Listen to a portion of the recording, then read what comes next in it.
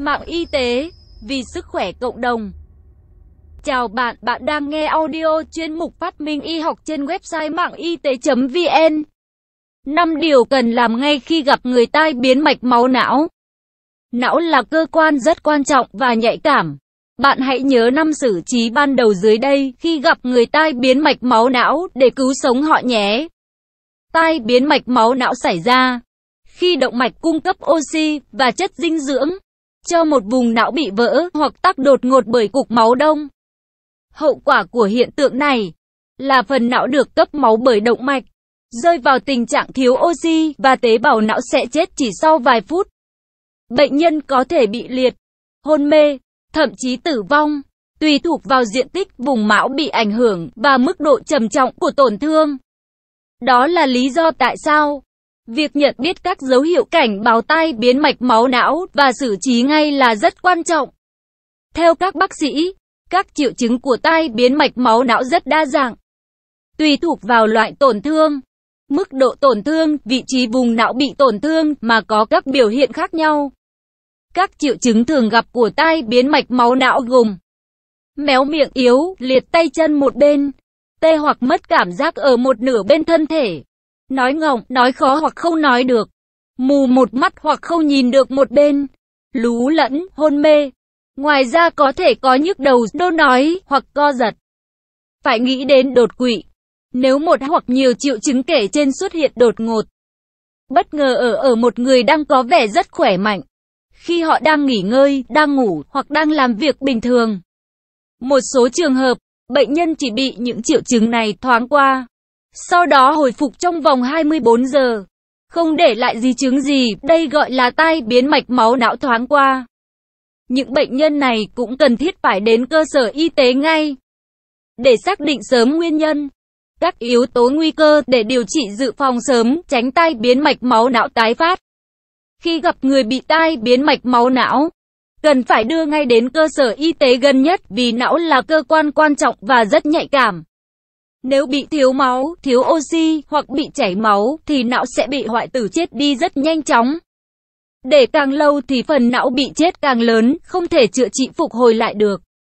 Triệu não bị tổn thương sau đó còn bị phù nề, gây chèn ép, nguy hiểm đến tính mạng. 1. Các xử trí ban đầu bằng cách 1. Đỡ ngay người bệnh để không bị ngã chấn thương. 2. Để người bệnh nằm xuống chỗ thoáng, nghiêng qua một bên nếu nôn ói, móc hết đàm nhớt cho bệnh nhân dễ thở. 3. Gọi xe đưa ngay người bệnh đến cơ sở y tế gần nhất. 4. Nếu bệnh viện gần nhà có đủ điều kiện chữa trị, thì không nên chuyển viện đi xa, trừ khi bác sĩ có chỉ định, vì càng di chuyển nhiều càng có thể làm bệnh nặng hơn. 5. Không tự ý cho uống hoặc nhỏ thuốc hạ huyết áp hay bất kỳ loại thuốc nào khác. 2. Chế độ tập luyện phục hồi sau khi bị tai biến mạch máu não.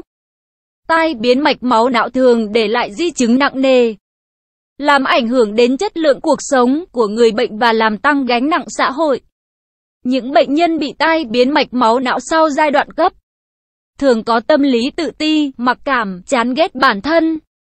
Do đó, cần thiết phải có một chế độ luyện tập hợp lý, tích cực để sớm đưa người bệnh hòa nhập lại xã hội. Tai biến mạch máu não được chia làm hai nhóm chính. 1. Chảy máu não do vỡ mạch máu não, thường liên quan với huyết áp cao hoặc dị dạng mạch máu não. 2. Nhụn não xảy ra khi một nhánh động mạch não bị tắc, thường do 3 nguyên nhân chính là mảng xơ vữa, cục tắc bắn từ xa tới, và nhụn não do giảm tưới máu não. Các nguyên nhân hiếm gặp khác bao gồm tách thành động mạch não, viêm mạch não và huyết khối tĩnh mạch não. Tùy theo mức độ nặng của tai biến mạch máu não, bác sĩ sẽ chỉ định chế độ tập luyện và phục hồi chức năng thích hợp. Bệnh nhân nặng chưa tự vận động được, phải được hỗ trợ của nhân viên phục hồi chức năng và gia đình, như thay đổi tư thế bệnh nhân, vận động thụ động, xoa các vị trí tì đè chống loét. Đối với các trường hợp nhẹ hơn, tùy mức độ di chứng liệt, chúng ta cần để ra một kế hoạch cụ thể hàng ngày cho bệnh nhân. Để bệnh nhân được tự tập ở mức tối đa, người nhà chỉ hỗ trợ hoặc giúp đỡ. Quá trình tập luyện đòi hỏi sự kiên trì của cả bệnh nhân và người hướng dẫn. Các bệnh nhân tai biến mạch máu não được điều trị, tập luyện theo một chương trình phục hồi chức năng toàn diện. như vận động trị liệu, hoạt động trị liệu, ngôn ngữ trị liệu tại bệnh viện, và giám sát chương trình tại nhà do các bác sĩ, kỹ thuật viên cũng như sự giúp đỡ của các thành viên trong gia đình.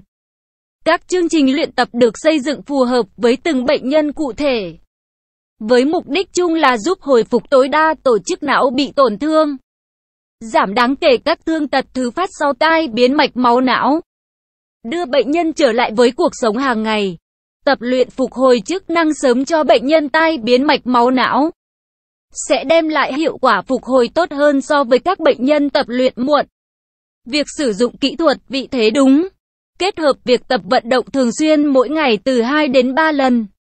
Sau đó tùy theo sự tiến triển của bệnh nhân, để ứng dụng các kỹ thuật phục hồi chức năng cho phù hợp, sẽ giúp cho bệnh nhân có chất lượng cuộc sống tốt hơn sau khi bị tai biến.